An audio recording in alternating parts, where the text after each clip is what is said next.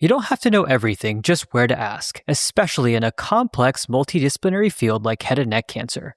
On Primum, fellows and oncologists get fast one-on-one answers from experienced oncology specialists, helping you show up prepared and confident. And it's completely free. Sign up today at primum.co. Hey friends, this episode of The Fellow on Call is not meant to be used for medical advice and is intended for educational purposes only. Patient information has been modified to ensure privacy. The views expressed in this episode do not necessarily reflect the views of our employers. Enjoy!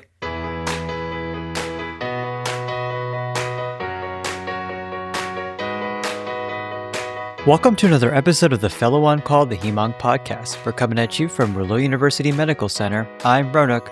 I'm Vivek.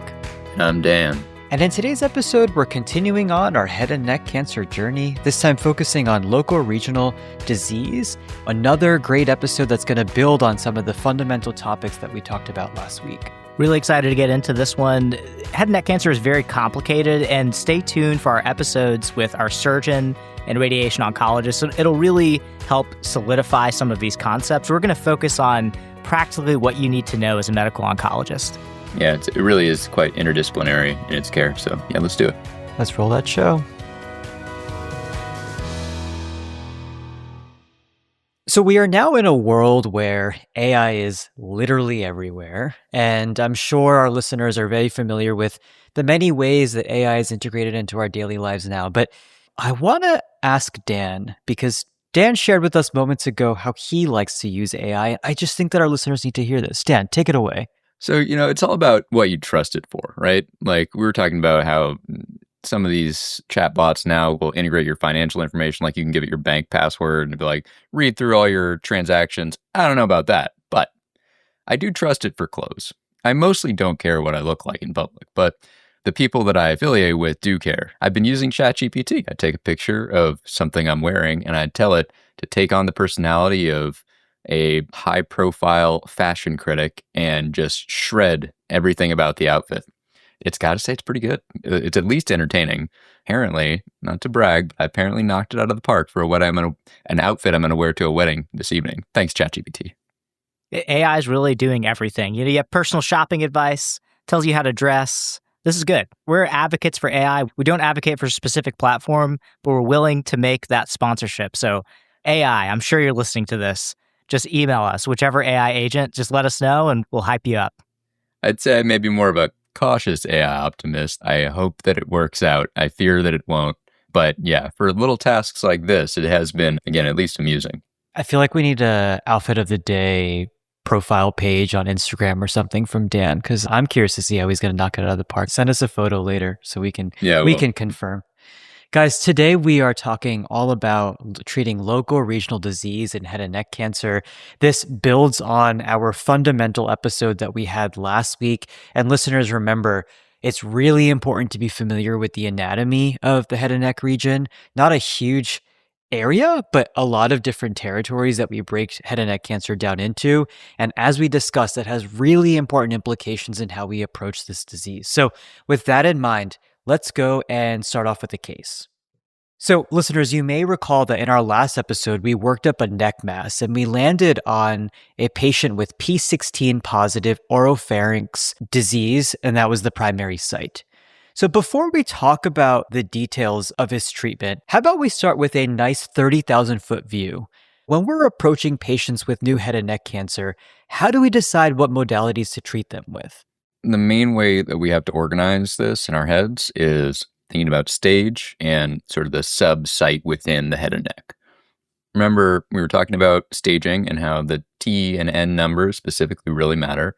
So when we're talking about early stage disease, we're talking roughly T1, T2, and N0, so no nodes involved. That's treated with single modality, either radiation alone or surgery alone. And that's just because, again, we're trying to minimize how much therapy we're exposing people to. One modality alone is enough to cure these patients, and adding any additional features to that is just going to increase toxicity without increasing cure. Locally advanced disease, by contrast, it's multimodality. It always will involve some combination of surgery, radiation, and systemic chemotherapy. And remember, from episode 1, locally advanced, stage 4, because we're looking at the T and N numbers here, it's still frequently curable. It may not mean, distant metastatic disease if something is stage 4 in head and neck. So multimodality, very important for these locally advanced ones. As far as subsite, that'll kind of help you figure out what the default mode is among these different therapeutic options. So for oral cavity, we go surgery first, and then adjuvant radiation or chemoradiation based on pathology and extent of disease. Oropharynx, we start with definitive chemoradiation as the typical backbone with locally advanced. And there is sort of a separate evolving algorithm for P16 positive disease, which we'll get into. But there also does seem to be a kind of growing role for surgery or transoral robotic surgery, TORS, recent years. Lastly, for larynx or hypopharynx, all about organ preservation here. Losing the larynx is a pretty morbid thing. We typically start with organ-preserving chemoradiation or induction therapy and then radiation, because again, we're just trying to avoid that total laryngectomy. The overarching theme you'll hear throughout this episode, in head and neck cancer, local regional control is the dominant driver of overall survival. And so most of what we're doing is trying to control that local disease in the neck. Thanks for going through that, Dan. That was a great sort of overview of what we're about to discuss. Let's first talk about oral cavity and how we approach management of diseases of the oral cavity. So to set the stage, we have a 58-year-old man with a heavy smoking and alcohol use history who developed an ulcer on the anterior tongue. And on your review of systems, he also endorses losing 30 pounds over 2 months. ENT does a scope and biopsy of the floor of the mouth, and the pathology shows moderate to poorly differentiated non-keratinizing invasive squamous cell carcinoma. A staging CT of the neck and chest shows sclerosis of the left mandible, but no discrete metastatic disease. So, how are we going to approach this patient? So oral cavity cancer, I think one of the biggest things, when we think about head and neck cancer, we're always thinking about chemotherapy and radiation, either definitively for the oropharynx cases, or in this case, maybe adjuvantly. We're thinking about radiation or chemoradiation when we think about oral cavity cancer. And the reason why you don't do it up front is if you just think about the toxicity of radiation to the mouth. That would be high rates of toxicity when you really think about the location and the anatomy. And so we can't highlight that enough. The anatomical location is really key here. So for this patient who had the staging scan that showed this sclerosis of the left mandible, so you're thinking in your head, this is a locally advanced scenario because the depth of invasion, you really think about that. There's no nodal involvement, though, and I think that's important. And often we get a PET CT that really is a little bit more sensitive at figuring some of these things out. So for patients with clinically node-negative disease and they have oral cavity cancer, the plan is upfront surgery first. And the question becomes, if you're clinically node-negative, do you have to do a neck dissection to make sure that there's no nodal involvement? And there was a practice-changing trial from the Tata Memorial Hospital in India, published in New England Journal of Medicine in 2015, that showed that for clinically node-negative oral cavity cancer, an elective neck dissection improved both overall survival and disease-free survival. So that is the key here, is that for these patients, an elective neck dissection is really important because we might miss microscopic metastatic disease. And the goal is local regional control. We don't want some of these nodes to grow out, to have a local recurrence, or even have distant metastatic disease. So an elective neck dissection is really important for these patients, even if they had staging imaging that showed no nodal disease. Obviously, if they did have nodal disease, you're going to proceed with that neck dissection, and then we can talk about what to do after based on the pathology of those results. So let's say in this case, the patient underwent surgery with an elective neck dissection, and the final pathology showed 2 left cervical 2 nodes that were consistent with squamous cell carcinoma and extranodal extension, plus 1 right level 2 node. And remember, the level 1, 2 nodes are higher up, so which makes sense because we have an oral cavity case here, and the margins were negative. So we had extranodal extension with negative margins. So now what do we do here? Do we do adjuvant radiation alone or chemotherapy plus radiation? So this is a really, really important decision to make when we're approaching these patients. And the answer here is adjuvant concurrent chemoradiation. And specifically, if you notice, Vivek mentioned a high-risk feature, extranodal extension. And there were a couple of really important trials in this space that are definitely worth noting.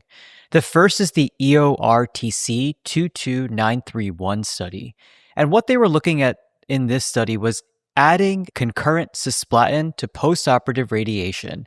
And what they found was an improved overall survival in high-risk patients and improved locoregional control. So that's great. They added cisplatin to radiation, better outcomes.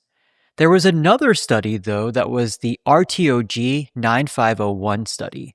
They asked the exact same question. Can you add cisplatin to radiation, and what does that do in terms of outcomes? And they found that in this study, this approach improved locoregional control and disease-free survival, but the overall survival benefit did not reach significance in the overall trial population.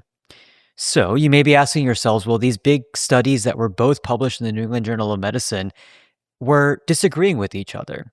Some individuals, Bernier and Cooper and colleagues, actually did a pooled comparative analysis that they published the following year. And what they found was that patients who most benefited from adding chemotherapy were those with extranodal extension and positive margins. And so these are the important criteria that you must look out for, especially on your pathology reports. If a patient has extranodal extension or positive margins, you're going to move on with the option of doing chemoradiation. And Ronak, I think one of the important things there is the inclusion criteria of these two studies. They were a little bit different. The high-risk criteria were defined a little bit differently. So the question is, which patient should we actually do this in? And that's really, really tough when you're enrolling patients in trials and looking back at prognostic factors. So on the back end, we found that those were the two clear features that were driving this benefit, the extranodal extension and or positive margins. Those are the two important things to remember.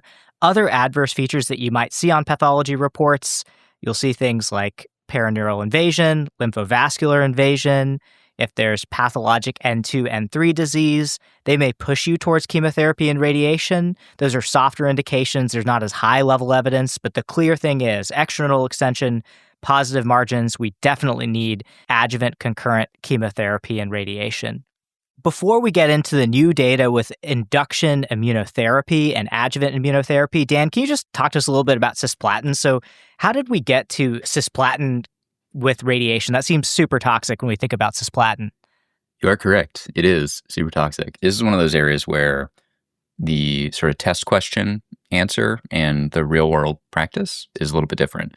And so, yeah, if you're getting a question on boards or wherever else about how you're treating head and neck cancer, the board answer in terms of the chemo that goes with chemoradiation is high-dose cisplatin. Talking 100 milligrams per meter squared every 3 weeks for 3 cycles. And we give that concurrently with radiation. This is the regimen that they used in all the pivotal trials.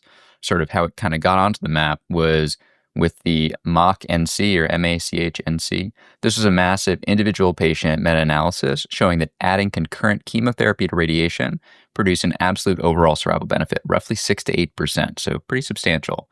This strategy clearly beat induction or adjuvant chemotherapy, and crucially, that benefit did shrink with age. So as folks got older, we saw that benefit largely disappear. Dan, I think that's really, really important that you said that. So when we think about the 6 to 8% benefit, that's a pretty big overall survival benefit. This was done in a meta-analysis. And we'll talk about the alternative for cisplatin-ineligible patients, which is carbotaxol, which you might think about in those particularly older patients. And high-dose cisplatin is brutal. When we think about who's a cisplatin candidate, we have to think about hearing, that we can't have severe ototoxicity, which can occur with cisplatin. Renal function matters. They have to have an appropriate GFR. These patients can't have severe neuropathy. That's a big problem. And lastly, the patient can't have very symptomatic heart failure. Symptomatic heart failure, you have to give lots of fluids, monitor things like magnesium and potassium. We're giving these infusions. So Ronak, 100 milligrams per meter squared every 3 weeks, that's a lot. We had high rates of grade 3-4 neutropenia, meaningful ototoxicity, nephrotoxicity. Dose modifications and discontinuations occur in at least a third of patients in some studies, and that's a trial-eligible population. The real world, you would imagine, is a little bit higher. So I'm sure the field asked about different dosing. So can you tell us about other alternative dosing strategies other than that 100 milligrams per meter squared every 3 weeks? Yeah. One of the other things that you may see in practice because of everything Vivek just said, is the use of weekly cisplatin at a lower dose, 40 milligrams per meter squared. This is based on the study JCOG 1008, and we'll link this in our show notes for sure. But they asked this exact question. They tested weekly 40 milligrams per meter squared of cisplatin against that 100 mg per meter squared every 3 weeks in the adjuvant setting, and found that weekly dosing was non-inferior with better toxicity profiles. So that's why you may see that in practice. There's also another study that was done by that same Tata Memorial group that was published in JCO in 2018, and they actually compared weekly 30 mg per meter squared to every 3-week 100 mg per meter squared, and they found that the low weekly dose was inferior for local regional control. And so the likely explanation here is that the 30 mg per meter squared weekly delivers a lower cumulative cisplatin dose, and this is in contrast to the 40 mg per meter squared in that study that I just mentioned moments ago. So bottom line, if you go weekly, dose and cumulative exposure does matter. It's not like anything goes. There's certainly still, it appears to be a certain amount of chemotherapy that's still essential for maximum efficacy. It's very rare that in oncology, we actually test different doses. And I think this is really cool that in head and neck cancer, we have a 30 milligrams per meter squared versus a 40 milligrams per meter squared weekly. And we found that 40 milligrams per meter squared weekly is the sweet spot from the Japanese group that published that study that you had mentioned. So that's really, really important for our patients and really what's widely adopted in clinical practice because it's just a much more tolerable approach. When you have that frailer patient, we think about carboplatin plus Taxol as an option because when we think about it, do we need cisplatin? The goal is locoregional control, and radiation is doing the heavy lifting. These are radiosensitizers, and that's the rationale saying carboplatin with paclitaxel weekly with concurrent radiation is a very, very reasonable approach.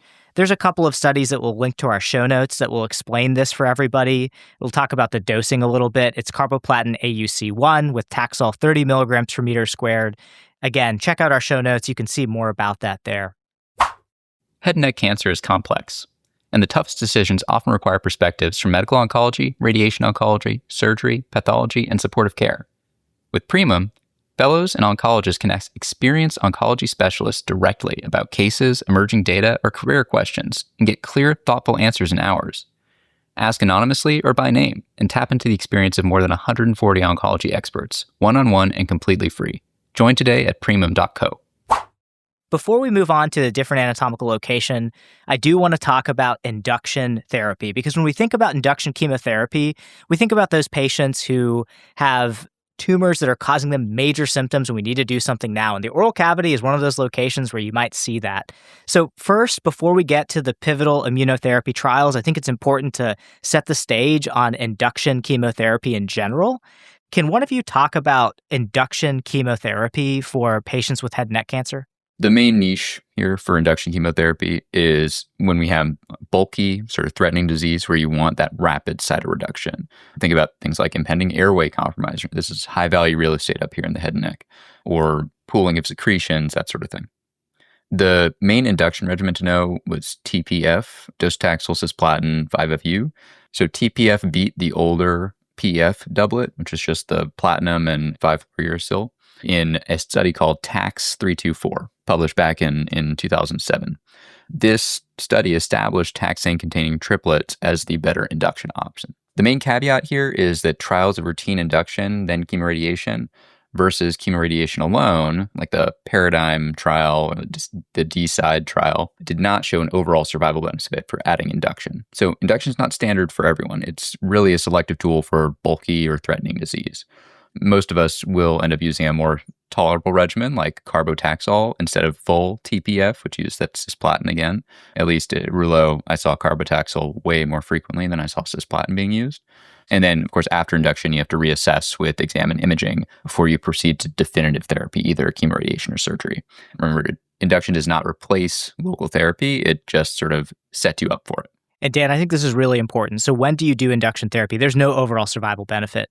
That's why for oral cavity, we're taking them straight to surgery. But let's say they're inpatient and they've got really, really life-threatening airway compromise, or they're very symptomatic, it's going to take a second to get them to radiation. And this is, again, a multidisciplinary conversation that you're having with head and neck surgeons and with the radiation oncologist. That's when you might think about an induction approach. This docetaxel cisplatin 5-FU is technically the standard of care based on that TAX-324 study.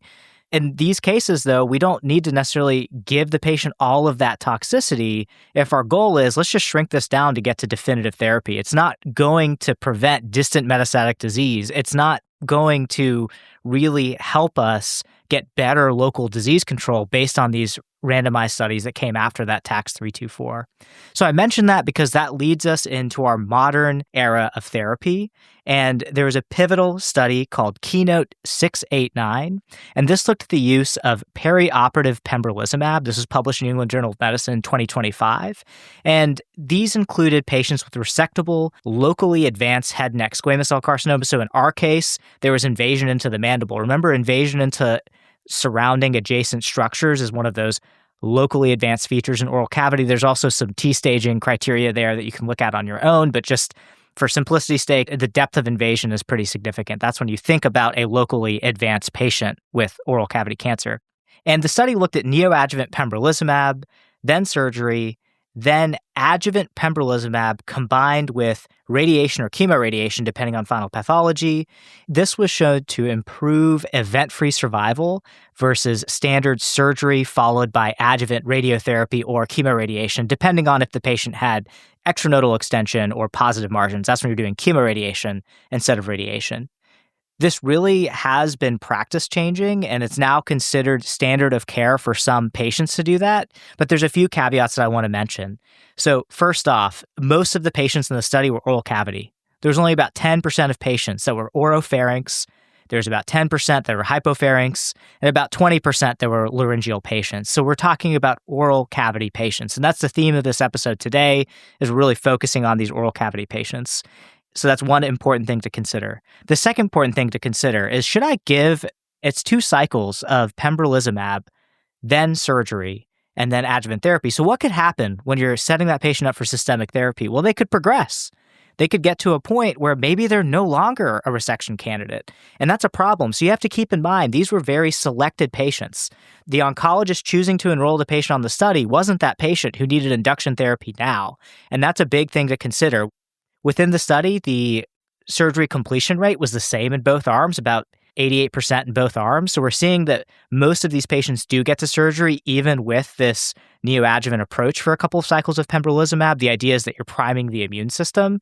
Whether that should be done in everybody or not, it definitely shouldn't, right? There are some patients who can't wait that long, who just need to get to surgery faster. So keep in mind that these are selected patients, and this is why you need to send these patients to head and neck cancer specialists, get an opinion at a site that has a multidisciplinary group. Many sites do, both in the community and academic centers, but it's really important to always phone a friend for these cases. This is not a one-size-fits-all approach. I do want to mention what's the other data for immunotherapy, because when you look at this, it kind of gets confusing. There was another study called Nivo Post-Op that didn't include this lead-in immunotherapy, but just did adjuvant nivolumab, and that was also a positive study. So that also improved disease-free survival in that study. In both of these studies, there was no overall survival benefit, and so the question still in our heads really is, do we need to do that induction couple of cycles, or do we just need it in the adjuvant setting? Hasn't been completely answered. And keep in mind, these are patients mainly with oral cavity cancer.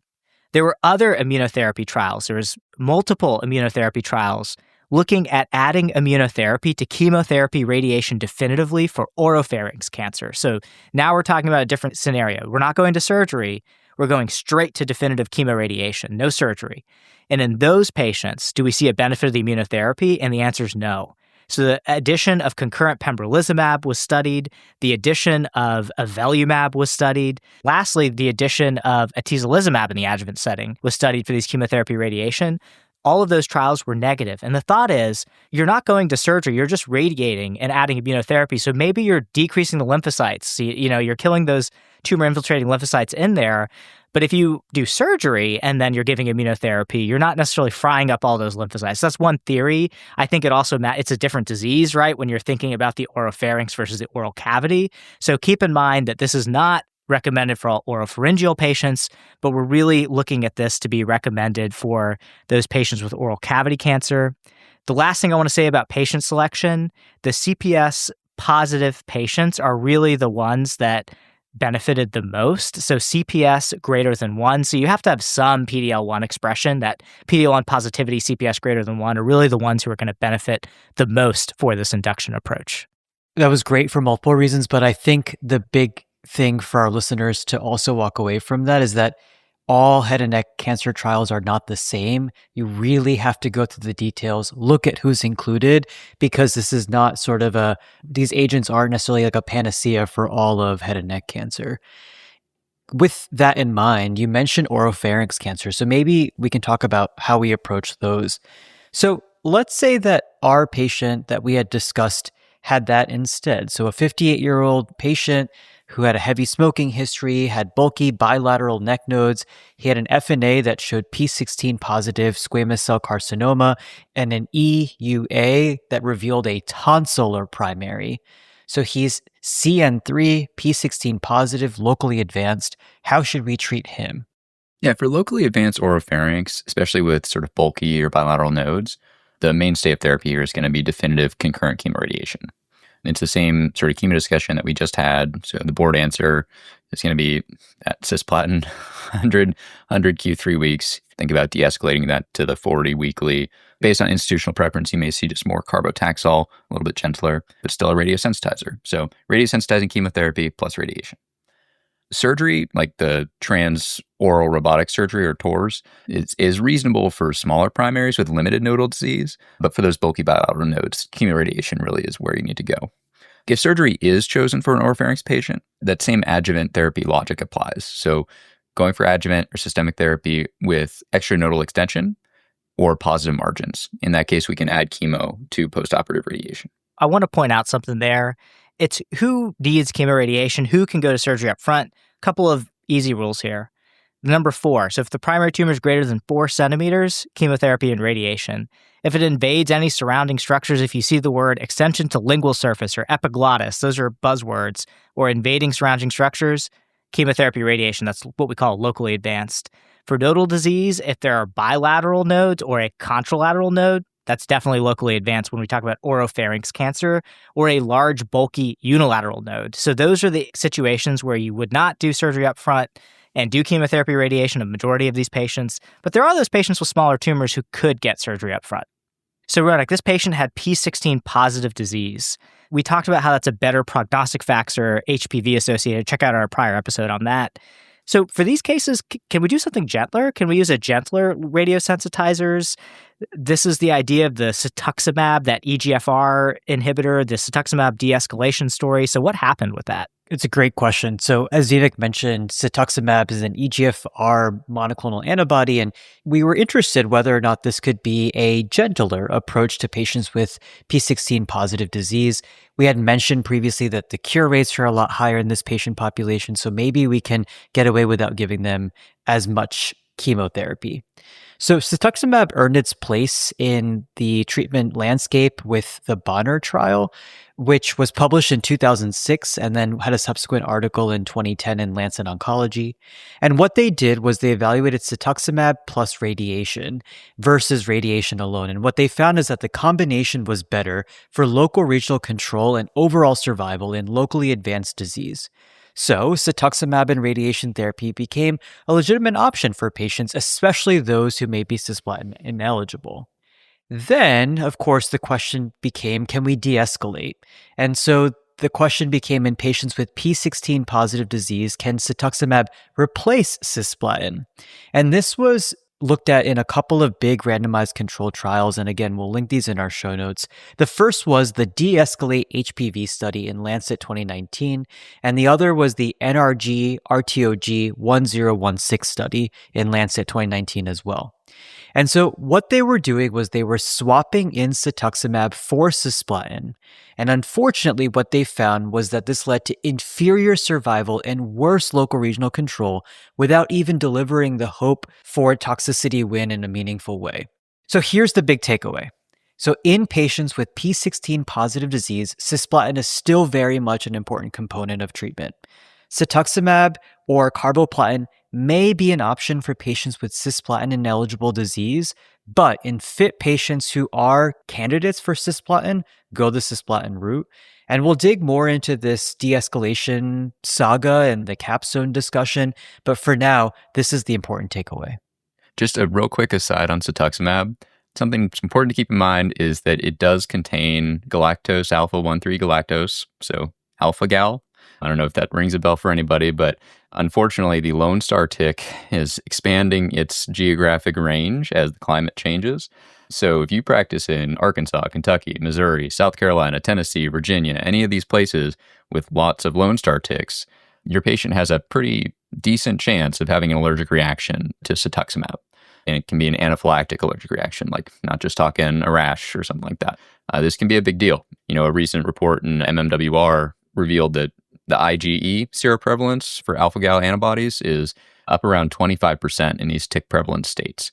Now, again, just having the IgE doesn't mean that you're going to have a reaction, but if you do practice in an area with a high density of Lone Star ticks, it's really important to take that allergy history before starting cetuximab. Ask them if they've had reactions to beef or pork and sort of what those have looked like, and just be prepared that you may get a call from the infusion room saying your patient's having a reaction. If they do, we have panitumumab as an alternative, but yeah, just wanted to put that out there. Yeah, Dan, I think that's really important, and it just shows us that head and neck cancer is a great field of research that is looking at de-escalation strategies. We've talked about the dosing of cisplatin. Now can use cetuximab for those P16 positive good prognosis cases. And I'm glad we have randomized data in this space. You don't always see that within oncology. So this is really, really important. I'll finish this off with discussing laryngeal cancer just for a couple of minutes, just because we've gone a little bit over time in this episode. I'll give a random case. Let's say we had a 46-year-old female, sings in a church choir, noticed some hoarseness. ENT looked at her, had a glottic mass with vocal cord fixation. It was node negative, got a PET CT for staging, and she was really diagnosed with laryngeal squamous cell carcinoma. So when we think about these patients in these studies, it's really different to look at because their primary endpoint is larynx preservation or laryngectomy-free survival. Dan had alluded to it earlier. Getting a total laryngectomy is a huge quality of life detriment. I mean, that is poor quality of life. So the goal was to preserve the larynx. So unlike the other situations where we're trying to get local regional control, improve that overall survival, we're trying to do that here while also maintaining quality of life. So the first study in the space was the VA larynx trial published all the way back in 1991, which showed that induction chemo with radiation could preserve the larynx in many patients. And that led the backdrop to the pivotal study called RTOG 9111. It is so important. Every fellow should know that study when you're thinking about head and neck cancer. And that randomized patients to induction cisplatin 5-FU. Remember TPF, that docetaxel cisplatin 5-FU, that TAX324 study came later. So this is the older regimen of the induction cisplatin 5-FU, followed by radiation versus concurrent cisplatin with radiation versus radiation alone. And the punchline is this: concurrent chemoradiation gave the best larynx preservation rate. It was better than induction or radiation alone, hence the idea that in all these studies, induction chemotherapy is not the answer in head and neck cancer, reserved for those cases of life-threatening disease. There was no difference in overall survival across the arms, which makes sense because you can always salvage a patient with a laryngectomy. It's much more challenging to improve overall survival, but the key is there was a big improvement in saving the larynx. So chemoradiation is standard of care for our larynx patients. It has the best larynx preservation rate based on that RTOG 9111 study. Guys, I think we covered a lot of really, really, really important information in this episode. Listeners, will put this all in our show notes, as you know, but please do take a look. Remember, it is not a one-size-fits-all. Anatomy and the staging is critical in patients with head and neck cancer, and it really has major impacts in how we approach these patients. So go back through, take a listen again. There's a lot of really important, not only management points for our patients, but things that will inevitably show up on your board exams to pay attention to in this episode. Take some time to understand the nuances of disease here. The last thing that I'll say is just because you see an immunotherapy trial come out, it doesn't mean it applies to every single patient. And that's really important here. We're talking about highly selected oral cavity patients who are CPS greater than 1, who could wait to get to surgery. So keep in mind, multidisciplinary discussion is key. Doing surgery followed by adjuvant radiation or chemoradiation based on extranodal extension or positive margins oral cavity is still very reasonable. And the oropharynx, don't just jump to immunotherapy for all those patients. Great reminders all around. All right, guys. Well, that wraps up another fantastic episode of The Fellow on Call. Until next time, we'll see you all later. See you later. Peace.